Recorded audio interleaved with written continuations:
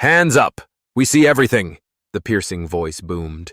The Coast Guard searchlight swept over the little wooden boat Clara in Casco Bay, Maine. Elliot Harper, the 78-year-old man with sinewy hands, slowly raised his arms.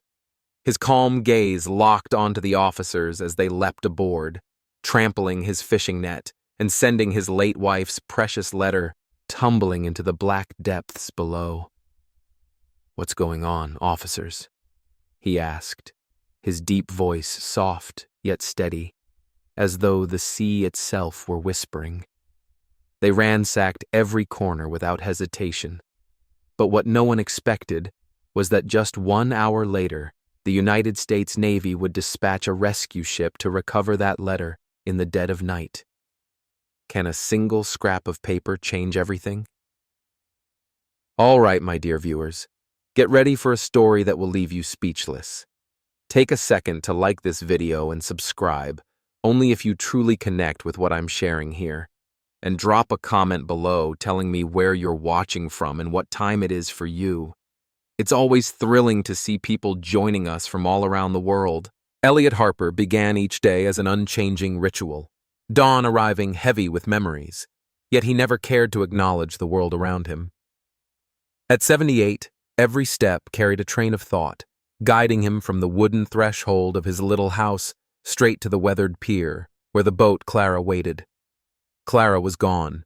She had departed 10 years before, but her name still echoed in every plank he touched, in the flaking paint along the hull, and in every mark time had carved upon his face. He lifted the toolbox lid. His hand trembled as he raised the metal hook, motion so simple yet brimming with whispered stories, longing, promises, and a lifetime of devotion. He smiled softly as his fingers brushed the anchor, the only piece untouched, chosen by Clara herself when they were together. Every detail, from his wrist gripping the chain to the frayed yarn wound around the wheel, stirred his heart. This was not mere equipment. It was living memory. No horn sounded. He offered no greeting to neighbors. Elliot owned no phone, no computer. He listened to his life by immersing himself in the pure motions of action. When he unlocked the latch, a thin beam of light swept across cold metal, reminding him of Clara's eyes, always clear and steadfast. He stepped onto the helm, his hand resting on the rail as if touching the skin of his beloved. Each morning, he spoke to the boat in the only way he knew, with meticulous care, with wordless reverence. Clara ventured out not for a grand catch, but to let Elliot sway amid the sweet remnants of love. He cast nets for modest rewards, mere handfuls of fish, no more. What he truly sought was connection. He imagined her sitting behind the sail, watching every cast, every haul, every gentle sigh. Sometimes he whispered, "Are you still here?" His voice echoing through the silent expanse, answered only by his own heartbeat. Each time he docked, Elliot bent to stow the nets tenderly. What seemed mechanical was, to him, an act of affection. He remembered everything. Clara's laughter when he snagged a shell, the moment she pointed at the horizon with a knowing smile. All remained vivid in his mind, as though time itself could pause. In his coat pocket lay a letter, yellowed and frayed from countless folds. Clara had written, "Elliot, don't forget to dream of tomorrow. Don't let the past hold you back." Whenever he unfolded it, his eyes warmed, his heart stung with sweetest pain. Her words, like a final breath, murmured strength into his soul, urging him not to give up. He sat on the rail, body leaning toward that letter. His fingers slowly peeled back his coat. Without a word, he placed it on his knee, hands trembling as he flattened each line. As if every word was a heartbeat she'd sent, he read silently, lips barely moving, Tears welled, but he held them back. He knew she wouldn't want him to falter. She wanted him to move forward. Returning to the slip, he stepped down with deliberate slowness, as if to stretch each moment a little longer. He didn't rush to stow the letter or gear. Instead, he stood, hand on the wood, eyes closed. He felt the rhythm of his journey, each step a tolling bell, reminding him that, though Clara was gone, their love endured. Love that did not vanish with her last breath, but grew in memory, in action, and in the power of small gestures. Back in his wooden home, he left the lights off. He sat at the small table, where the old clock, Clara's wedding gift, stood patiently. He drew out the letter once more, gazing at the looping script, recalling Clara's eyes as she handed it to him. She had said, "Hold fast to hope, my love." And he had. Elliot set his black coffee cup on the table. The aroma was faint now, but he sipped the bitter tang, alive enough to remind him he still existed, still telling his story. He raised his head, looking at her portrait on the wall. Her face seemed to smile back, her eyes still glowing. For a moment, he thought he heard her whisper, "You've done well, Elliot." He closed his eyes and exhaled. The letter, back in its folds, returned to his pocket. He rose, walking slowly to the corner where the boat keys hung. He reached out, touching the metal hook, and wondered, "Tomorrow, what story will I tell you, Clara?" He smiled. In his heart, the answer was always known. He would sail again on Clara, with her letter in his pocket, and with a heart still pounding with love. That morning, Elliot Harper rose as usual, preparing for a new day at sea. He carried little, just an old coat, a tackle box, his fishing net, and Clara's letter, a silvered scrap of paper, fragile yet heavy with memories. Everything he brought was arranged with intention, a ritual to preserve a love beyond words. As he cast his net, focused on each familiar knot, a harsh, mechanical roar shattered the stillness. Waves thudded against the Clara's hull. He looked up to see a Coast Guard cutter bearing down, silent as a verdict. Before he could comprehend, its searchlight slashed across his face, and a sharp voice crackled, "Hands up! We see everything!" Elliot froze. His face showed no panic, yet shock had silenced his thoughts. No sooner had he hesitated than 3 officers leapt aboard, their heavy boots crushing the gear he cherished. The tackle box flew open. The net lay trampled. The smell of metal, engine oil, and tension filled the narrow deck. Sergeant Nathan Brooks led them. His tense features and accusing stare pounced on Elliot like they'd uncovered a hidden criminal beneath an elderly guise. No explanation, no chance to speak. Everything happened so fast, so suddenly, as though Elliot were a villain on trial at sea. One officer hauled Elliot by the arm toward the stern. In that instant, Elliot felt a stranger's grip across his coat. Then, as if struck by silent thunder, he saw Clara's letter torn from his pocket. It fluttered, suspended between wind and chaos, before sliding overboard, kissing the water's surface, and vanishing. He lunged instinctively, hand outstretched to seize time itself, but a cold shout cut him off. "Stand still!" A gun rose, and Elliot halted. He didn't fear the bullet. He feared losing what little he had left. Too late. The letter sank, dragged into the depths along with every word Clara had written. He said nothing. His eyes riveted to the spot where the sea swallowed his last link to his late wife. His heart clenched, not from fear, but from a slow, aching pain, like a knife tracing its edge across his soul. He did not weep. He stood, hands trembling, as if his body refused to accept reality.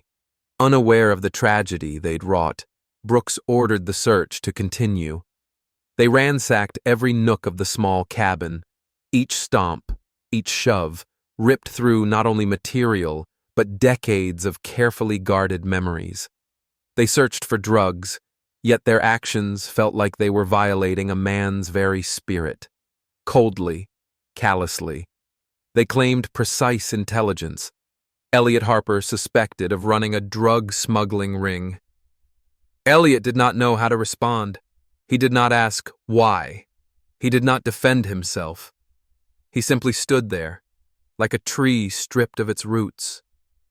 Everything unfolded like a dream, but not the sort you wake from, the sort that makes you wish you'd never been born. When they found nothing, disappointment darkened the officers' faces. Brooks clenched his weapon, scanning the old man as though to confirm he was indeed nothing more than an old man. No narcotics, no contraband, no clue beyond a battered soul. Elliot remained silent. No anger, no resentment. Only silence, dense and heavy as stone.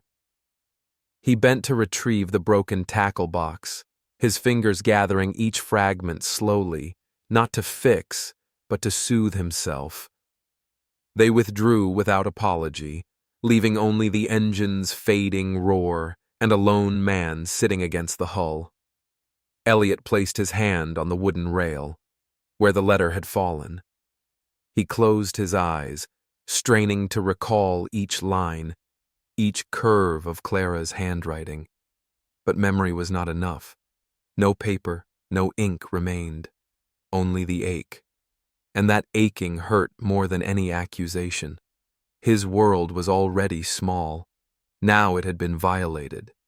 Yet he did not cry out for justice.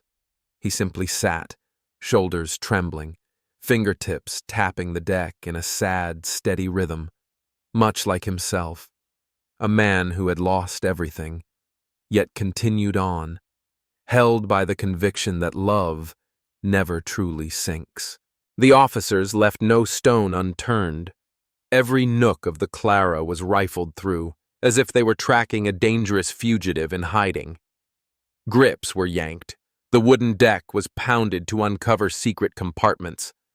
A young officer, Daniels, sneered casually. "An old man living quietly on this rickety boat?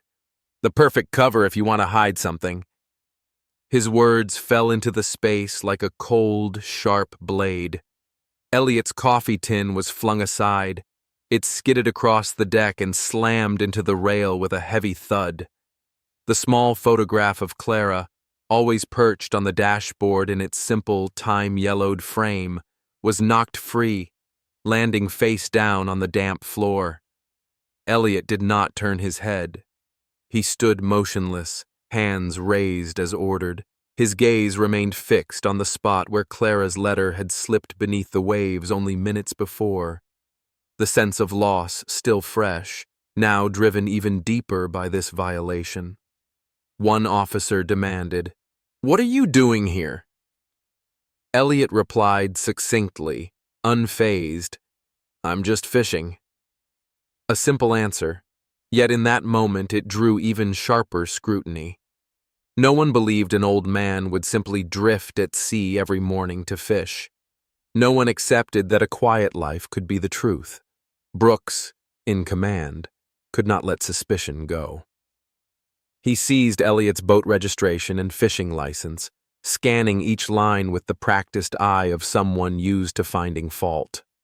Elliot Harper's name passed Brooks' lips as if it were a code to be deciphered.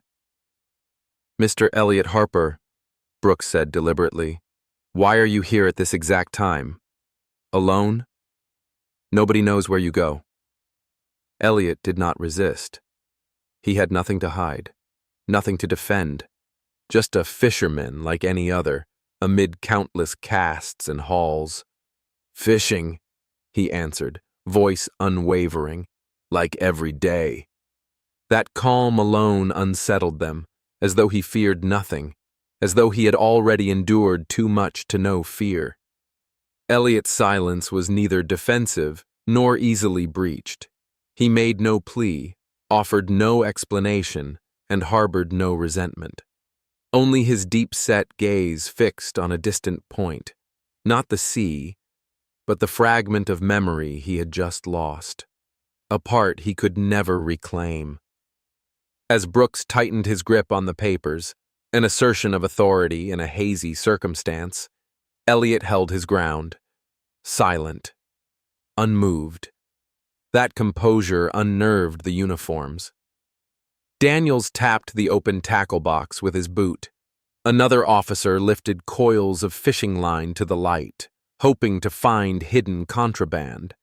But all they saw were line and hooks, equipment older than any of their careers.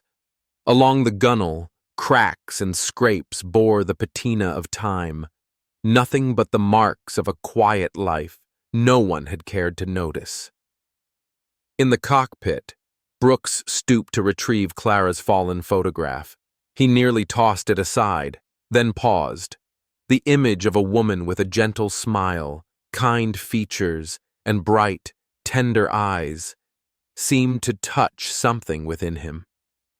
He returned the photo to Elliot without a word, with no gesture of apology, simply placing it in his hand before turning away. Elliot accepted it. His dry, lean hand closed around the frame as if safeguarding the only thing left. He did not look at Brooks. He gazed at Clara's face, then gently brushed away the fresh layer of dust. The photo remained intact, despite the fall, despite the trampling, just like the love he had carried quietly all those years, steadfast and enduring. Brooks lowered his tone, though he remained watchful. He signaled the officers to stand down. No one spoke. They had searched every inch, found nothing suspicious, only aged simplicity and an old man living among memories. No contraband, no evidence, no guilt, only suspicion hanging in the air with nowhere to cling. As the Coast Guard cutter departed, the Clara's deck returned to stillness. Elliot stood there, eyes sunken but not despairing. He exhaled deeply, as if freeing himself of burdens no longer worth holding. Yet in that gaze, something remained, an unbroken ache, quiet but unshattered. He turned, placing Clara's photo back on the dashboard with slow, careful deliberation, like a whispered apology. Then he righted the coffee tin, closed the drawer, and adjusted the nets. Not out of hope for a peaceful tomorrow, but simply because that was what he always did. Restore order when the world wavered. And he knew. At dawn he would cast his net again, call Clara's name in the silence as he always had, as if no morning had ever been torn apart by suspicion. Dear viewers, take a moment to relax or sip a glass of water, then stay tuned for the next surprise in this story. Let me know in the comments where you're watching from and what time it is for you. It's always thrilling to see people joining us from around the world. Comment 1 if you found this tale moving, so we can continue bringing you more captivating stories. When the search dragged on without yielding anything but chaos, Brooks grew uneasy. He grabbed the radio, pressed the button to headquarters with urgent but steely tones. This is Operation Blue Tide. Requesting background check on Elliot Harper, male, 78, present at the specified coordinates, high priority. While awaiting a response, the officers continued overturning every compartment, inspecting each corner, shoving personal belongings onto the deck without a word of apology. No one paid attention to Elliot, who stood motionless at the bow, his eyes vacant as they stared toward the spot where the letter had vanished. He no longer cared about the overturned tackle box or the trampled net. The only thing he wanted to recover, The only thing that made his heart still ache was that piece of paper. The sole fragment of memory he could touch, now lying on the ocean floor, whose true value none of them could fathom. A heavy silence fell over the Clara. Only the radio crackled intermittently. Then, abruptly, a voice cut through the tension, short, cold, and decisive, like a blade through the thick air. "Sergeant Brooks, cease your operation immediately, and apologize at once to Mr. Elliot Harper." All movement froze. Brooks squinted, stunned, before the command crackled again, clearer and more severe. Mr. Elliot Harper served as a colonel in the United States Marine Corps. He was awarded the Medal of Honor for saving 12 comrades at the Battle of Khe Sanh, Vietnam. The smuggling vessel you seek was seized 10 nautical miles east of your location. You have the wrong man. That final statement landed like a verdict. No one spoke. Silence enveloped the vessel like a heavy curtain. Brooks stared at Elliot, his face a mixture of shock and unspoken apology, mouth parting as if to speak but finding no words. The other officers, one still holding the pry knife used to tap the deck, another flipping through a bag of gear, stood frozen. Their eyes could not meet the old man's gaze, the very man they had deemed contemptible only minutes before. Elliot did not turn. He offered no anger or reproach. He closed his eyes for a few seconds, as though exhaling a weariness long held. Then he opened them and slowly faced Brooks. There was no vengeance in his gaze, only a strange calm, the calm of someone who had endured far greater trials than this moment. For an instant, no one knew how to proceed. Each officer bore their own mix of confusion and shame. They had not merely searched a fishing boat. They had violated the most sacred thing a person can hold: honor, memory, and love. Then Elliot spoke, his voice husky and low, without blame or accusation. Just a simple yet weighty phrase: "The letter, it fell into the sea." He paused, eyes fixed on Brooks, then continued, "Could you help me retrieve it?" Brooks did not answer immediately. His face was ashen. The man who had barked orders into a megaphone now stood silent before that gentle, heartfelt request. No one would have imagined that a man who survived the fiercest battlefield and saved dozens would now long for a single piece of waterlogged paper lying on the seabed. But it was precisely that realization that dawned on them. This was no ordinary letter. Brooks swallowed, then keyed the radio, issuing a concise report of the extraordinary request. He did not know that this plea would extend beyond a routine patrol. Minutes later, headquarters responded. A specialized diving team had been dispatched urgently, not to seize contraband, but to recover a part of a man's heart. Back aboard the Clara, the officers silently began to restore order. They righted the overturned box, gathered stray equipment, and placed Clara's small photograph back on the dashboard, where morning light once illuminated her face. No one spoke. They knew any apology now would be too late. Elliot sat down, trembling hand resting on the worn wheel, not from fear, but from emotion. He had never expected such assistance from the world. Yet his small request had been met with an act far greater than he could have imagined. Whether the letter survived or not, he realized, something had shifted, not only in them, but in himself. A memory once dismissed was now honored with profound respect. The radio remained on. Its crackling reminder echoed in the air that sometimes, amid senseless pursuits, there are moments that compel us to halt and reflect, not for the sake of rules, but for something deeper: the human heart. Just 1 hour after the signal was sent from the pier, A specialized rescue vessel was dispatched in haste from the Navy base at Portsmouth. A team of divers and seasoned rescue personnel manned the ship. No one questioned the mission. No one hesitated. When they learned the true purpose, that they were sent to recover a small letter that had drifted into the sea, they did not laugh. They did not doubt. They simply understood that sometimes a soldier's highest duty is not to fight, but to safeguard the most sacred things left in a person's heart. Sonar arrays were lowered, searchlights cutting through the inky water.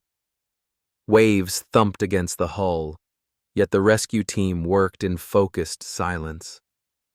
They knew they were searching for an object far too small for this vast expanse, a thin nylon pouch containing a paper yellowed by time. But to Elliot Harper, it was more than just paper. It was a part of his life. It was the voice of his departed wife. It was memory. It was love. It was the final tether to a world that had once been warm. While the rescue team scanned meter after meter of ocean, Elliot sat quietly on the Boothbay Harbor dock. Distant lights flickered across the water with each ebb of the tide. He never took his eyes from the silent expanse where he knew they were searching for what the modern world might deem meaningless. Elliot said nothing, not in anger, not in reproach. He simply waited as one resigned to loss, with only patience remaining. Brooks remained by his side. No one had ordered him to stay, but he could not bring himself to leave. Elliot's silence was a rebuke louder than any shout. The man who once led a platoon through bombs and bullets now sat, silent, composed, and profoundly mournful.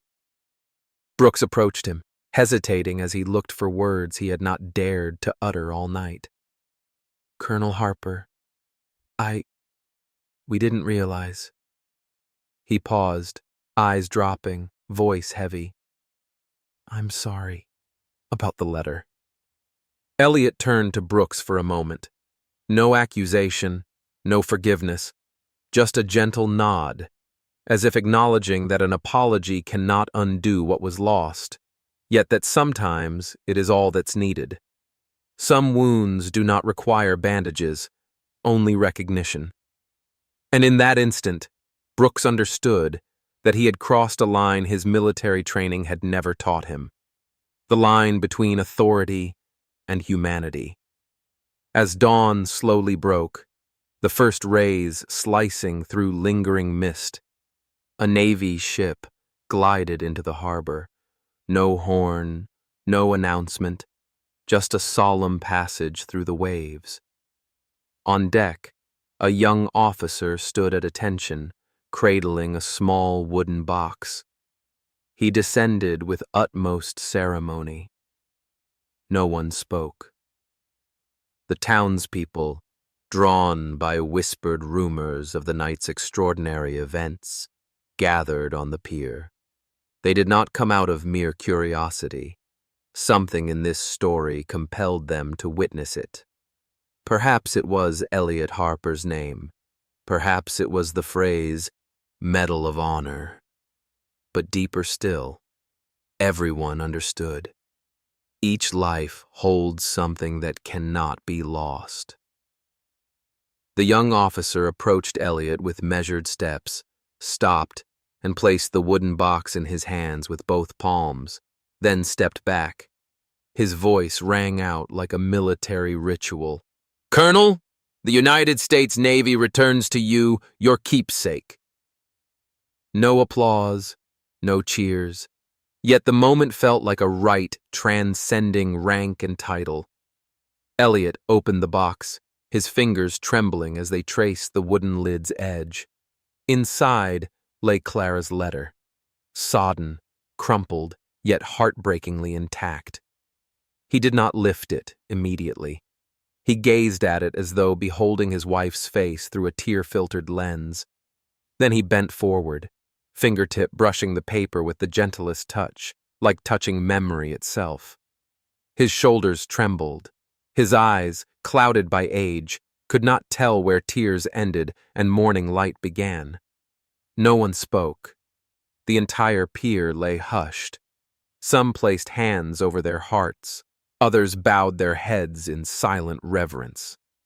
A young man doffed his cap. The woman beside him wiped a tear. None knew Elliot Harper personally, but all felt something profoundly real. A warrior, a husband, a human being who had reached his journey's end clutching a single letter. No news crew filmed the event. No newspaper ran a story.